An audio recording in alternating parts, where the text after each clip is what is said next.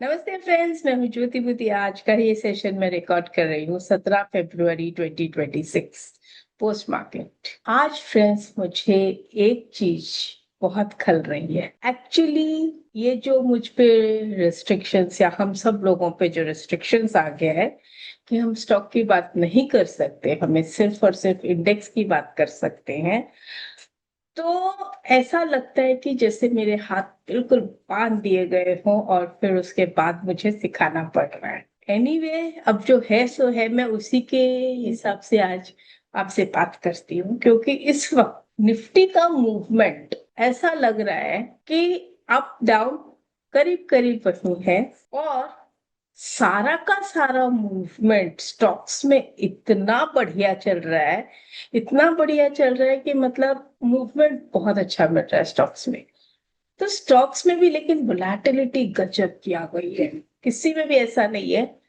अगर आप ये कहो कि हमारे दोनों साइड स्टॉप लॉस हिट हो रहे हैं तो वो भी कोई बड़ी बात नहीं हो रही है। मैक्सिमम स्टॉक्स में स्टॉप लॉस हिट हो रहे हैं, लेकिन मैक्सिमम में टारगेट्स भी अचीव हो रहे हैं। इंडेक्स में काम करना इस वक्त ज्यादा रिस्की है। इसमें मुझे वो मजा नहीं आ रहा है कंपेयर टू स्टॉक्स में।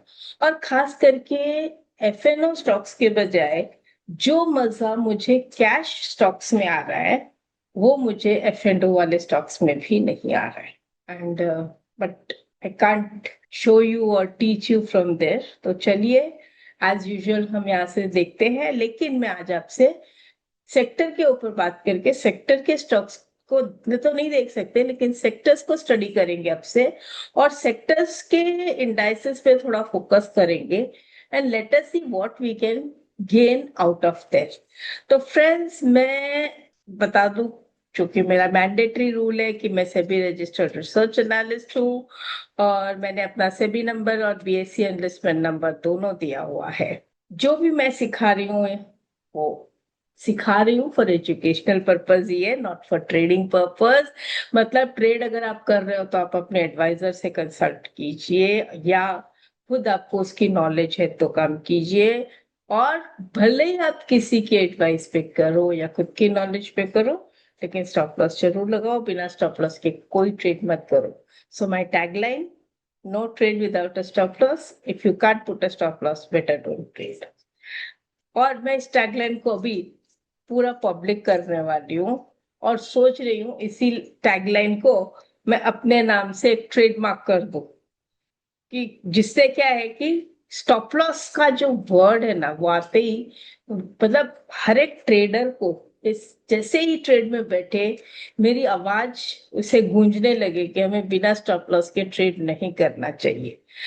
तो फ्रेंड्स, ये है आज निफ्टी का चार्ट। इसे जब मैं देख रही हूँ तो मैं एक चीज जो नोटिस कर रही थी, यहाँ देखिए, कंटिन्यू 3 दिन ऐसे चला, कंटिन्यू 3 दिन ऐसे चला, फिर बीच में एक यहाँ होके वापस 3 दिन ऐसे कंटिन्यू चला। ये जो पैटर्न निफ्टी ने बनाया हुआ है ना, बड़ा अजीब सा है। मैंने पहले कभी ऐसे पैटर्न्स निफ्टी के देखे नहीं है। अच्छा, सबको व्यू मेरे से निफ्टी पे ही चाहिए कि निफ्टी में क्या व्यू है, निफ्टी में क्या व्यू है। फ्रेंड्स, क्या ये जरूरी है हम सिर्फ निफ्टी से ही पैसा कमाएं? स्टॉक में जो पैसा है उससे क्यों छोड़ देते हो? तो देखिए, अभी पीएसयू बैंक के अंदर अगर मैं देखूं तो आज आज का ही आपको मूवमेंट दिखा देती हूँ। ये देखिए, आज अगर आप देखो तो पीएसयू बैंक्स में ये राउंडिंग बॉटम का ब्रेकआउट हुआ था, राइट? और मॉर्निंग से ही जो ब्रेकआउट हुआ विथ आरएसआई 70 के ऊपर and MACD in positive zone, ये जो है, ये मैंने इसका वेबिनार अभी रिसेंटली लिया भी था एट अपसर्च, और एक वेबिनार में ले रही हूँ। I think may be around 26 of February को शाम को 8 बजे से 9 बजे, ब्रेकआउट ट्रेड्स पे। तो उसमें ये सब और भी इंक्लूड करूंगी। तो ये जो था एमएसीडी पॉजिटिव और RSI about 70 and see the rounding bottom. अब इस राउंडिंग बॉटम के साथ में जब ब्रेकआउट आता है तो हम क्या करते हैं ऐसी सिचुएशन में? ये हाई लो का रेंज निकालते हैं, मिडिल का, और ये रेंज यहाँ पे पुट अप कर देते हैं, and see how beautifully market has reached over there. How beautifully market has reached over there. इसको हटा देते हैं. With RSI above 70 and MACD in positive zone.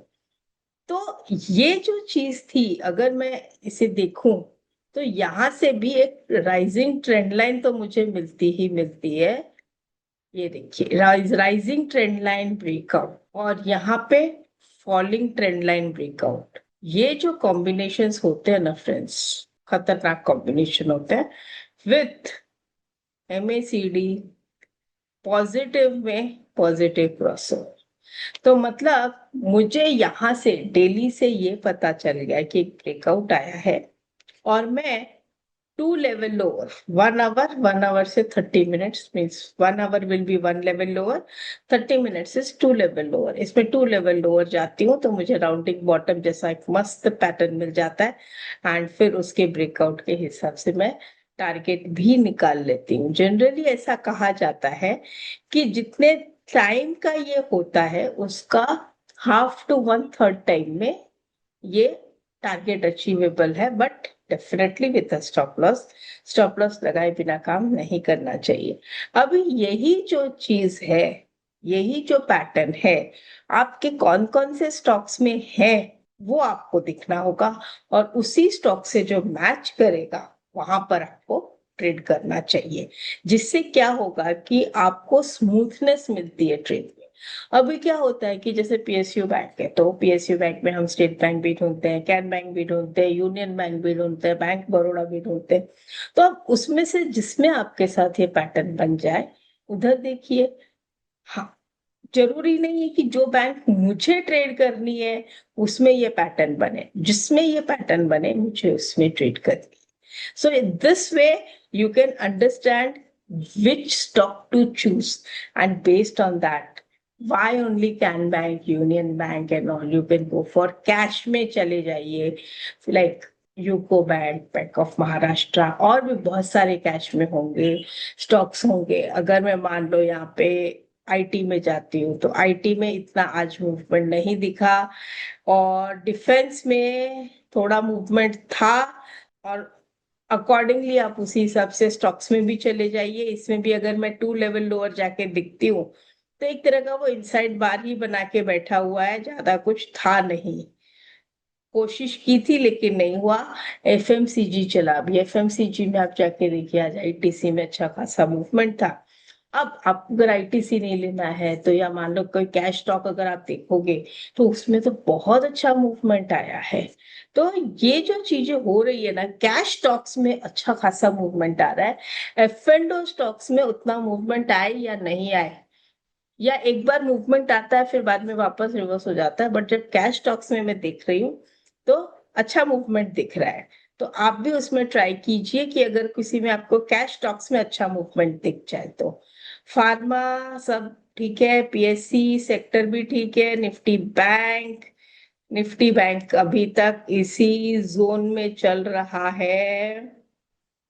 ये मैंने इसका बना दिया हाई और ये इस मास्टर कैंडल का बना दिया लो. इसी रेंज में चल रही है हमारी बैंक निफ्टी. इसके ऊपर या इसके नीचे हम सोचेंगे बाद में. ठीक है. फिर आज अगेन डिजिटल में थोड़ा पेटीएम वगैरह में मूवमेंट था. और निफ्टी निफ्टी में देखो तो साइडवेज मूवमेंट था. अब फ्रेंड्स, अगर आप लोग को याद होगा तो मैं बहुत सारे वीडियोस में आपको एक्सपायरी ट्रेड बताती हूँ कि एक्सपायरी के दिन कैसे दिखते हैं. तो वैसे ही अगर आपने आज भी देखा होता तो आपको ये समझ में आ जाता. और प्रैक्टिस कीजिए जो मैंने आज तक सिखाया है. देखिए, मैंने हर ट्यूसडे को मैक्सिमम आपके ये एक्सपायरी को जोड़ी भाव के साथ और रेंज बना के और कैसे उसको देखते हैं बताया है. आप इसे देखिए और प्रैक्टिस कीजिए तो आपको काफी हेल्प होगी. एनर्जी वाज ऑलमोस्ट साइडवेज, तो अब मूवमेंट आएगा एनर्जी में या अभी नहीं आएगा, थोड़ा टाइम लगेगा. लेट अस सी. फिर निफ्टी वगैरह आज, ऑयल एंड गैस, इसमें मुझे अच्छा लगा. देखिए क्या अच्छा लगा आपको बताती हूँ. इसमें मार्केट या index open high almost same था और फिर वहां से नीचे चला गया और आकर वापस ऊपर ही बंद हुआ, एक टाइप से ड्रैगन फ्लाई दोजी इसको कहते हैं। तो ड्रैगन फ्लाई दोजी बना के आ गया। ड्रैगन फ्लाई दोजी का मतलब होता है कि इसने आज एक राउंडिंग टॉप बनाएगा या बनाया होगा। तो ये जो ओपन हुआ था, ये पॉइंट यहाँ पे ही क्लोज हुआ है। तो मैं इसको थोड़ा सा और शिफ्ट कर दूं, तो यहाँ पे ले जाओ। अगर इसका ब्रेकआउट कर देता है तो मुझे एक राउंडिंग बॉटम का पैटर्न मिल जाता है। This is how we can do our homework and get ready for next day. Nifty realty, कितनी अच्छी इनविजिबल कैंडल और कितनी साइडवेज, कितना छोटा सा, मतलब टोटली इनडिसिसिवनेस। और मेटल्स आज थोड़े वीक थे। विक्स विक्स भी डाउन था। तो ये सब देखते हुए फ्रेंड्स, मैं आपसे इतना ही कहूंगी कि थोड़ा सा cash market, swing trades, positionals, deliveries पे ध्यान दीजिए। बहुत अच्छा मूवमेंट है, लेकिन क्वांटिटी इतनी छोटी करिए और स्टॉप लॉस लगाइए कि आपकी पॉकेट को तकलीफ ना हो। That is the most important thing, क्योंकि कैश स्टॉक्स जब फंसते हैं तो फंसते भी बुरी तरह से है। तो ये मत सोचिए कि वो 8 10 10% एक ही दिन में अगर आपको दे रहे हैं तो आप इसमें बड़ी क्वांटिटी कर लें। ऐसा मत करिएगा, बहुत छोटी क्वांटिटी काम करिएगा। Just to satisfy your ego of trading, या जिसे कहते हैं ट्रेडिंग खुजली, उसको सेटिस्फाई करने के लिए बहुत छोटी छोटी क्वांटिटी में ट्रेड करिएगा, अगर करना है तो। बस इससे ज्यादा क्या कहूँ। और मैं आपको फिर से बता दूं, 26 फरवरी को शाम को 8 से 9 बजे तक मैं आपका एक वेबिनार लेने वाली हूँ on breakout trades at Upsurge. Link जो है वो नीचे दी गई है। It's a free webinar, please register और सीखिएगा। नमस्ते।